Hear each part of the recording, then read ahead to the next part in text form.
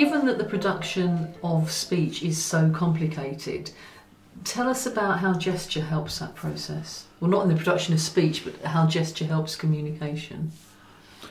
Well, I find that gesture and mime are extremely helpful because they don't seem to go through the elaborate speech processing, which hearing people talk and that sort of thing do. And I use gesture a lot, even with people who do have speech on the Asperger's end of the spectrum.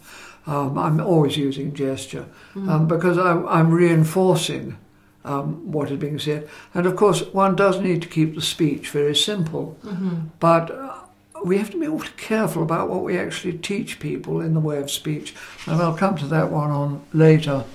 But one of the problems is that Wendy Lawson pointed out, with either speech or however we're communicating, we tend not to finish our sentences. So we say we're going out for a walk, and then we don't say we're coming back again. So are we ever coming back? We assume that they will understand we're coming back. But as far as they're concerned, going out of the door is into a big unknown space, and they haven't got a clue where they're going, and they're terrified. And I remember working with a woman who was sitting on the floor, and she was playing with her belt all day. In the afternoon, they had to go for a walk, because everybody went for a walk, so she had to go for a walk. And she would get as far as the door, and then she would scream, hold on to the door frame, and scream and kick and whatever. And I thought, well, maybe she doesn't know what's happening. So I said, you and I are going out for a walk. And it made no difference at all. So then I remembered about what Wendy had said, and I said, you and I are going out for a walk, and then we're coming back here again, and I pointed to the floor where she was sitting, and she got up immediately and walked out for the first time. So it wasn't that she didn't understand language, it was... She was just terrified. Yes. And when you simplified things with gesture, not signs, but gesture, because signs can be as complicated as language. Signs are as complicated as language, yes. And when I showed her physically what was going to happen, that was the end of the problem, which they'd had for years. Yes, because she wasn't getting the whole. She wasn't getting the whole picture, which would enable her to overcome her particular fear, which was a sort of agoraphobia almost. Yeah. So we don't recognise how much information, how much shorthand we use. When I say we're going out for a walk, you and I know it means it's just for a walk and we're coming back, but we're not finishing off the whole picture for somebody. Yeah, that's right. Yeah. And what you need to do, I mean, if you're trying to get someone off a car, out of a taxi, we're coming back here, pointing to where they are now. Seems to work extremely well. And I use gesture most of the time, and I find it's more effective than sign. People are desperately anxious to get them onto what's PECS? Yes. Picture Exchange Communication System. And the point is you need to use what works best for that particular individual. I mean, a lot of them have sort of ground background. These little cards are very small. A lot of them. You imagine somebody who's got a black hole in the middle looking at a PECS card. They're not going to see it. No. Apart from anything else. They're going to feel it, and it's just going to feel like a bit of laminated paper. Yes, and what's that got to do with a cup of tea? Yes, but isn't it fun? Because I've got film actually of a woman, and all she's interested in the flashcards is flicking it and feeling it. Yes, and that's not to say that PECS isn't a wonderful system for supporting some people, what works for this person might be words and gesture combined. That works far better than PECS. Or it may be gesture itself, or what you have to do is find out what works for this particular individual and doesn't strain the system, and not think you've got to push them on to a system which actually doesn't necessarily work. Because that raises the stress level, and then you're in trouble again with behaviour. Yes. It's interesting to me also that gesture and mime come very naturally to most of us. It isn't something we have to learn. Yeah. Whereas signing makes us all a bit, oh my goodness, I've got to get the signs right, I've got to learn this this language. language. Apart from anything else. Well, that's right, yes. So gesture and mime just reminds us that what comes naturally in terms of, look how much I'm gesturing as I'm talking. Exactly. It's what we do naturally. It will help most. Sign is too abstract for a number of people with autism. And the other bit is, of course, they learn to do sign, but they don't attach meaning to it. So they know they can do, I want to do this before I want to go to the toilet, but they don't necessarily associate the meaning of the sign. It's just a sign they make. Yes. Without actually associating it with meaning. And the same thing happens with speech. We teach them speech. For example, a child, well, I have to tell the story now. Yep. A little boy comes into school and he lies down in the foyer and he screams his head off, no, no, no, no, no, and he's kicking and screaming and so forth. And his teachers are standing round him and they're saying, come along, it's time to go to class. And it's not getting anywhere. And so I say, look, just stand back a bit and let's see if I can do it this different way. So every time he goes, ah, I go, ah, ah, ah. So I'm responding to how he feels. It's not what he's doing, but it's how he's expressing how he feels. And really we're going on in a way to intensive interaction now. But anyway, after a bit he takes his shoe off and he slams it on the floor and he looks at me defiantly. And I'd say, I don't say, let's put your shoe on, but because the anger is expressed where his shoe is, yes, I look at the shoe and I say, ah. So I'm sympathising with the anger which is in the shoe.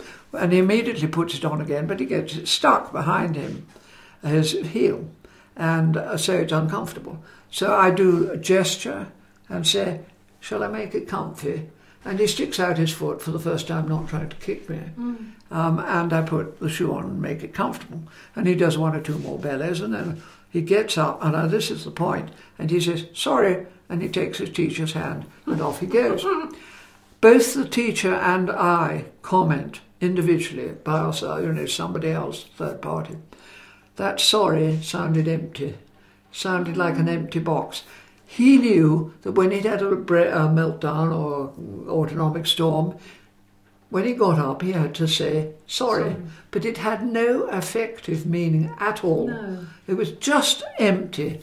And this is one of the problems with a lot of the speech that we teach people, with all good faith, how they must pass in society. Yes. But be socially acceptable. And it makes us feel better. And it makes he's us been a polite little boy. But and it will make, to be fair, it will make it easier, his passage through. But he hasn't got a clue what it means in terms of feeling. So this is a sort of warning, really, about we have to think very carefully about what we actually say and try and teach people to do. And it particularly comes through with politeness and social acceptability. And I talked to his mum about it, a lovely woman, and she said, oh, well, we're desperate for him to be accepted. A very, very beautiful young boy in society so that he can, have a normal life. And I said, well, I think possibly it's putting a bit of pressure on him if you spend too much time on social acceptability and manners. And what had happened going back, and the reason he was so upset was that he'd come in at a time when the school was normally empty. Well, it was quiet by the front door. And what had happened was that I was giving the talk and the school suddenly emptied with about 100 children. Now, he'd been taught to hold the door open if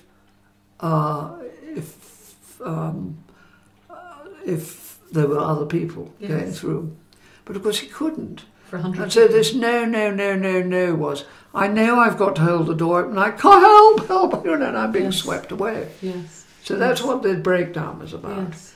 But afterwards he felt he had to apologise. Yes. Sorry. Yes. And I said, I think I would ease up on good manners training. Yes, because the good manners training, the learning those words, make us socially acceptable. But actually what makes all of us more socially acceptable is when we are calmer, we are more able to be socially acceptable and relate to people. So actually attending to the communication needs of this child will make them more able to be socially accepted, because well, that's what happened. His mother calmer. said, he's much calmer now. Yeah. They just eased off the good manners bit. So we don't have to worry about the good manners, because it will happen more naturally anyway. Yeah. Okay. Anyway, that's perhaps straying a little bit, but it's important to what we say to people.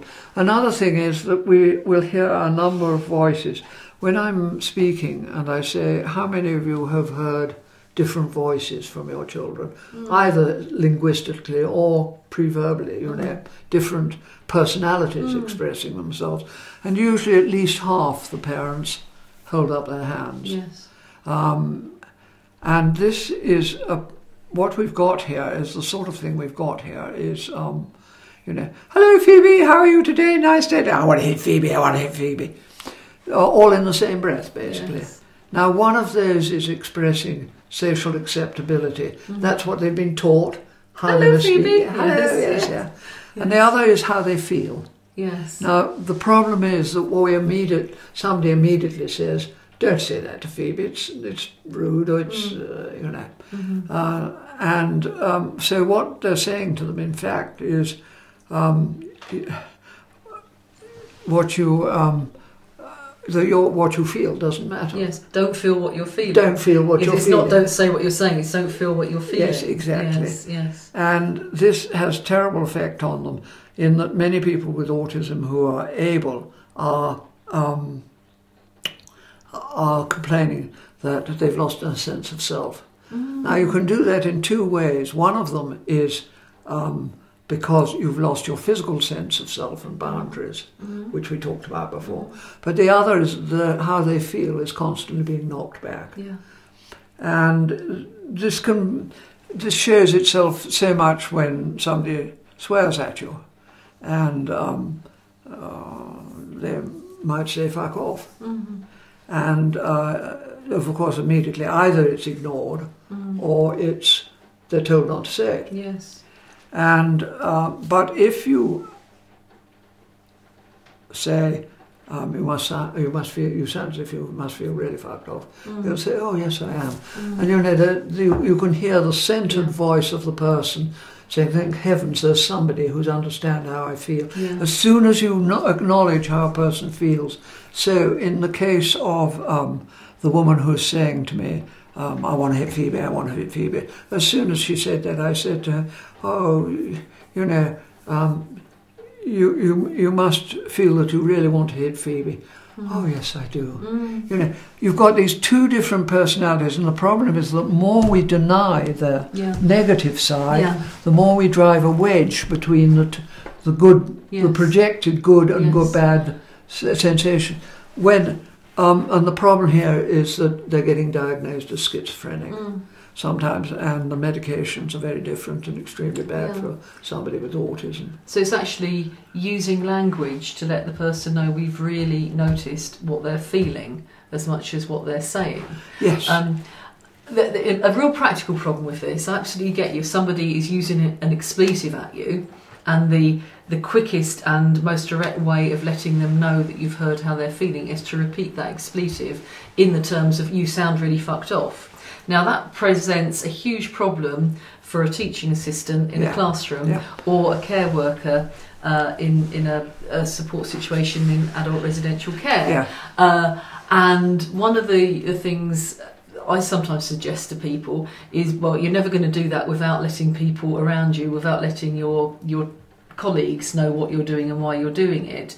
But you also might consider just stepping one step away from it and saying, "You sound really bucked off." Will that do? Mucked off. I think the problem is you need to sound as if you're using the same word. Yes. So the intonation and The vehemence. Vehemence Yeah. needs to be the same. Even the facial expression, yes, I think. Exactly. Yeah. You might get away with mucked off. Yeah. Or mucked about or whatever. But it's got to sound the same. Yeah. For reasons that we'll come to in a minute. Yes. When we're talking about intensive using body language and using intensive interaction. Basically, you listen to what their negative affect. So what we're trying to do is to confirm their negative feelings. Yes. Because what we're trying to do is to support their sense of self. Yeah. Otherwise, you get this terrible sort of vacuum inside them. Yes. And it's a real problem. As for the physical sort of thing, there's a story of a little boy who was taken to see a psychiatrist because he was jumping around all the time. And she said, you're not to jump around. When you leave this room, you're never to jump around again. And he, being a good little boy, stopped jumping. But he said, at that minute, as I walked out of the door, I lost my sense of self. Oh. And, this has enormous problems for adult people with autism. We must validate their negative affect, how they feel. And that's something we do for other adults without autism, without a learning disability, and we do it all the time, and we do it very naturally by reflecting aspects of their behaviour and their language back to us when they're talking to us. Yes, and we don't think twice about it, we just do it. We have a colleague who's, the roadworks have been awful and the parking's awful and he's got to work late and there's no coffee left and he's really irritated, and we will, without thinking about it, say, the parking's getting worse and worse around here, isn't it? Yeah. We respond, we support them, and it's so interesting of how we are. We're so desperate to get people socially acceptable that we don't think about how they're feeling. And this is absolutely critical, and it does show up particularly in terms of speech. We talked about how we needed to respond to negative feelings, and one of the things, it may get really critical, and one feels a child may say, I want to kill myself. And this isn't uncommon actually among people because there's a great deal of depression in autism. Using this technique of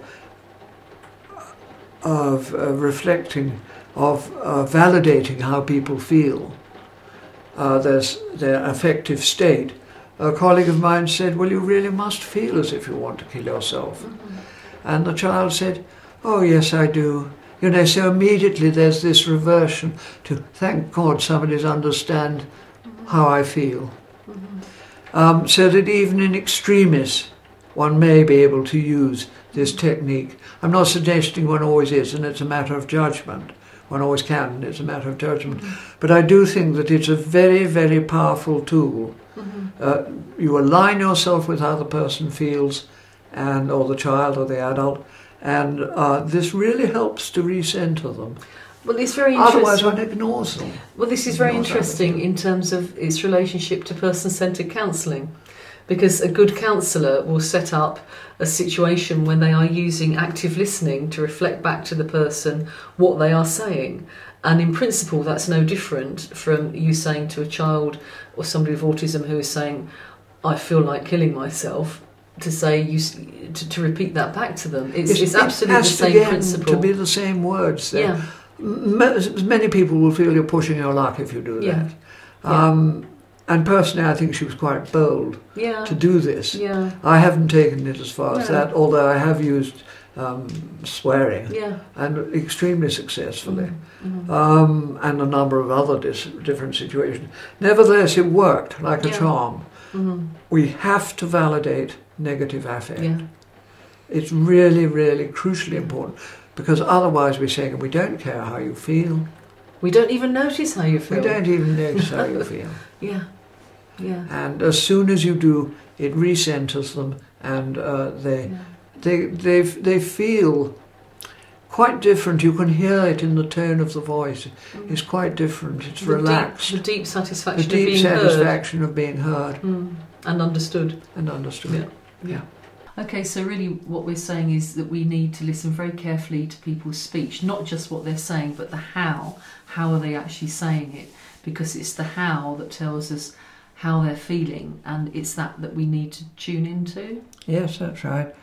And often as people are making the mistake of just repeating back to them what they're saying, whereas actually we should be tuning into how they feel. Yes. Because our body language reveals how we feel. Yeah. So it's a body language we should be responding to, and the face. 75% of what I'm getting from you and you're getting from me is actually about how we feel rather than information. Yeah. That's not autism, that's everybody. Yeah. It's a surprising statistic, but it's true.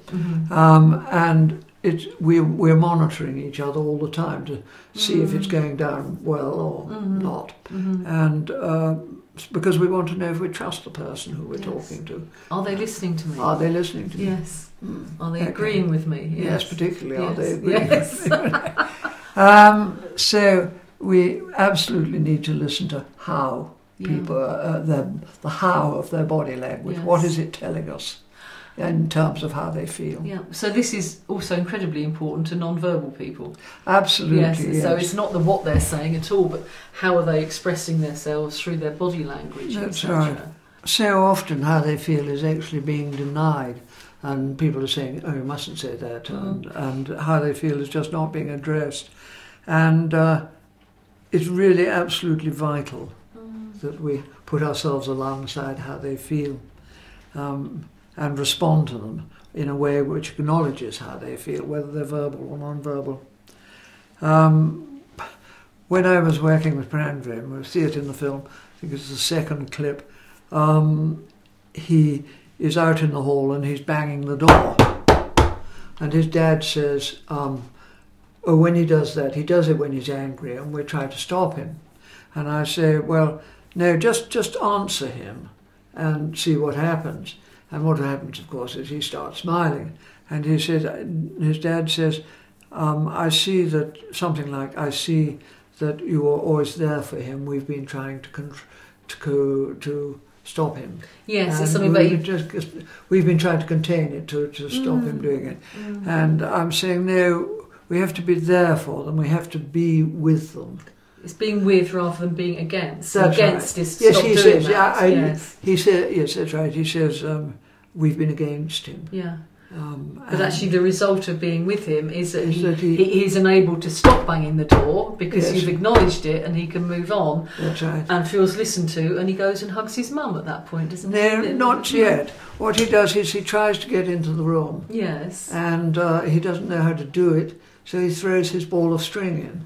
So then he's got to come in. Because he's got to follow his ball of string. He's got to follow his ball. It's a strategy. Very often they will devise strategies to get themselves through things which they can't do. And anyway, he gets in the room and then he picks up the odd bit of string and then he suddenly spots his mother and goes over and kisses her.